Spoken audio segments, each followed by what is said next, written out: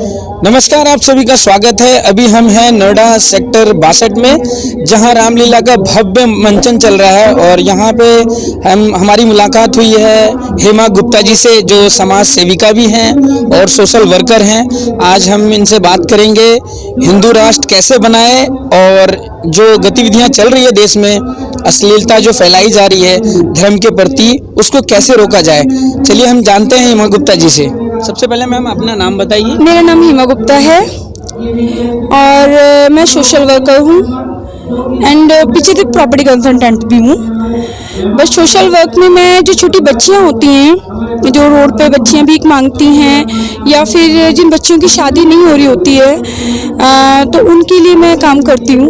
और भी बहुत सारी चीज़ें हैं जो मेरे को लगता है कि मेरे सामने कोई चीज़ आती है तो मैं उनके लिए हेल्प करने की पूरी कोशिश करती हूँ। हेमा जी, कब से आप ये समाज सेवा और सोशल वर्क का काम कर रही हैं? देखिए, हम लोग बनी हैं, हमारे पेरेंट्स हमें 12 साल की एज में ही हम लोगों से मतलब हर एक चीज़ हिसाब किताब हमें समझाने लग जाते हैं। हमें बनियों में सबसे चीज़ें क्या होती है कि पढ़ाई के साथ साथ आप कुछ ना कुछ काम करते रहो। तो मैं जब 12-13 साल की थी, मैं बहुत छोटी थी, तो मैं अपने पापा के साथ मंदिर जाती थी। तो वो मेरे को हरदम बोलते थे, मैं बोलती थी पापा ये जो लड़कियां भीख मांग रही, तो पापा कहते थे ठीक है। तो मैं उन्हें बचपन से अपनी ड्रेस देना और अपनी चीज़ों को डोनेट करना मैंने बचपन से किया। फिर आप बोल रहे हैं कि कब से, फिर मैं क्या करती थी, मेरे गुल्लक होता था, उसे मैं जोड़ती थी, उसमें से मैं जाके और बच्चों के लिए बहुत सारी चीज़ें लेके आती थी, उसे पैकिंग करती थी और पैक करके मैं उन्हें बच्चों को रात को जाके अपने पापा के साथ या मदर के साथ उन्हें बच्चों को देती थी रोड पे। तो ये मैं करती आई हूँ शुरू से ही। अब आप बोलो कब से, तो ये मैंने बता दिया और धीरे धीरे बढ़ता ही चला गया।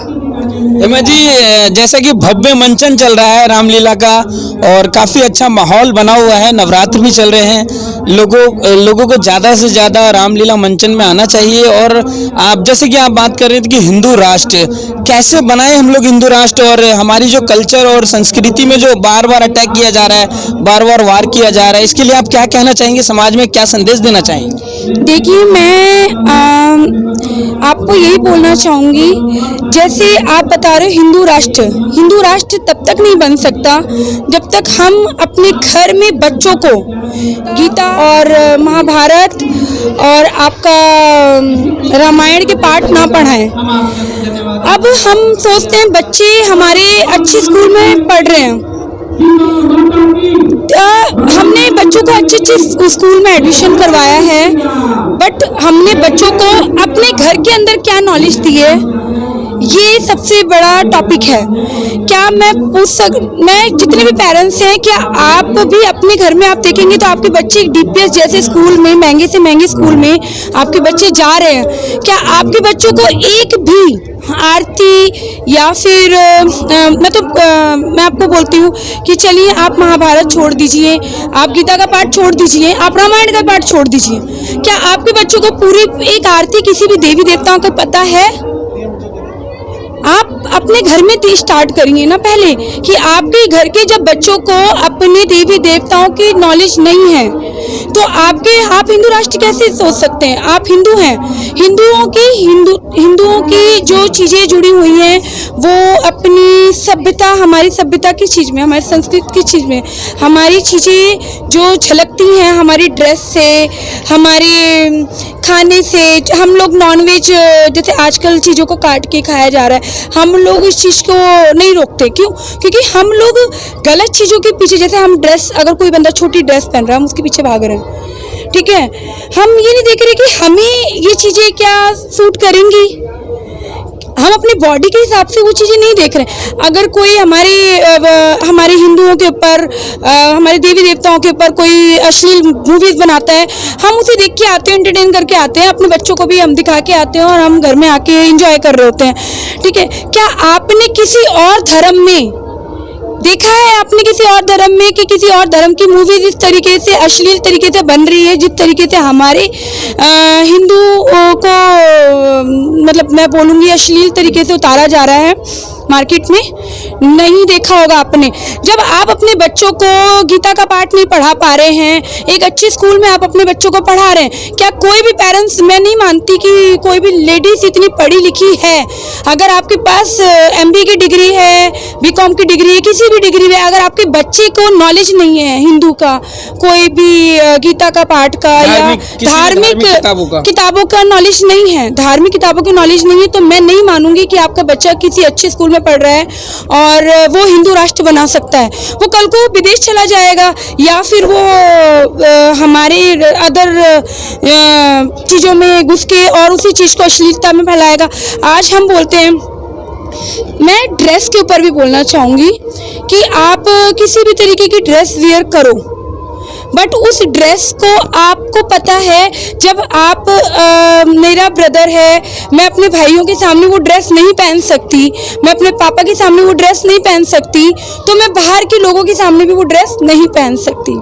हेमा जी, मैं आपको यहाँ रुकूंगा। जो स्कूल हैं नोएडा के और भी जगह के स्कूल हैं, क्या स्कूल के जो प्रिंसिपल हैं, जो अध्यापक हैं, क्या उनका कर्तव्य नहीं बनता है जो बच्चों को शिक्षा देना? आपने बोला कि घर से हम स्टार्ट करें, लेकिन स्कूल जो हमारा एक मंदिर है, ज्ञान का मंदिर, क्या स्कूलों का भी कर्तव्य बनता है कि बच्चों को थोड़ा सा एक अलग से टाइम निकाल के बच्चों को थोड़ी शिक्षा दी जाए हमारे धर्म के बारे में, हमारे ग्रंथ के बारे में, और जो समाज में अश्लीलता फैलाई जा रही है उसके बारे में, जिससे कि बच्चे अवेयरनेस, मतलब एक लोगों के अंदर एक इच्छा शक्ति जागे कि हमें किस प्रकार से अपने आप को बचाना है, रोकना है, और सांस्कृतिक कार्यक्रम कराया जाए स्कूलों में और भी जगह। देखिए, मैं भी हाल फिलहाल मैंने एक रील देखी थी जिसमें एक बच्ची छोटी सी होगी, 5-6-7 साल की बच्ची होगी, उसने एक गाना था, आज नशा पता नहीं हुस्न का लीजिए, मैं तो टीवी देखती नहीं हूँ, नई सब चीज़ें देखती हूँ, तो वो बच्ची जो थी, उस बच्ची ने इतनी गंदी तरीके से वो डांस कर रही थी स्कूल के प्लेटफॉर्म पे। तो मुझे लगता है कि आप टीचर जो है, टीचर से पेरेंट्स ही बोल सकता है ना कि आप मेरी बच्ची को इस तरीके से अश्लील डांस पे कैसे डांस करवा रहे हो। जब टीचर के हमारे पेरेंट्स ही नहीं बोलते, पेरेंट्स नहीं बोलेंगे तो टीचर क्या? टीचर तो, और आज तक मैंने आपको बताया, सबसे पहले स्टार्ट होता है आपके घर से, हर चीज़ स्टार्ट होती है आपसे घर से। आज आपकी बेटियां मजबूत नहीं है, झांसी की रानी थी हमारे देश में पद्मावती थी, हमारे देश में इतनी सारी लेडीज़ थी जो मजबूत थी। हमने अपनी लड़कियों को वो चीज़ नहीं बताई, हमने बताया कि हमारे देश में बॉलीवुड में कैसे डांस हो रहा है, हमारे देश में जैसे आप बोल रहे थे कि ड्रेस के ऊपर आप बता रहे हो, तो हेमा जी, काफ़ी समय ले लिया मैंने आपका, और मेरा आखिरी सवाल है कि हमारे चैनल के माध्यम से आप उन स्कूलों को और उन माता पिताओं को क्या संदेश देना चाहती हैं कि जिससे अश्लीलता कम फैले, और जो रील का जो कार्य जो भारत में चल रहा है काफ़ी तेज़ी से, आपने देखा होगा कि काफ़ी सारी वीडियो वायरल हो रही है, कोई गाड़ी के पास खड़े होकर रील बना रहा है, कोई रेलवे ट्रैक में बना रहा है, और कुछ लोग ऐसे कपड़े पहन के बना रहे हैं। मैं ज़्यादा बोलना नहीं चाहूँगा, मैं किसी को हाथ भी नहीं पहुँचाना चाहता हूँ, लेकिन इन सब लोगों को आप हमारे चैनल के माध्यम से क्या मैसेज देना चाहती हैं? देखिए, अगर रील बनानी है तो आप मंदिरों में बनाइए, हिंदू धर्म पे बनाइए, ठीक है? मैं रील के अगेंस्ट नहीं, बनाइए हमारे हिंदू राष्ट्र को।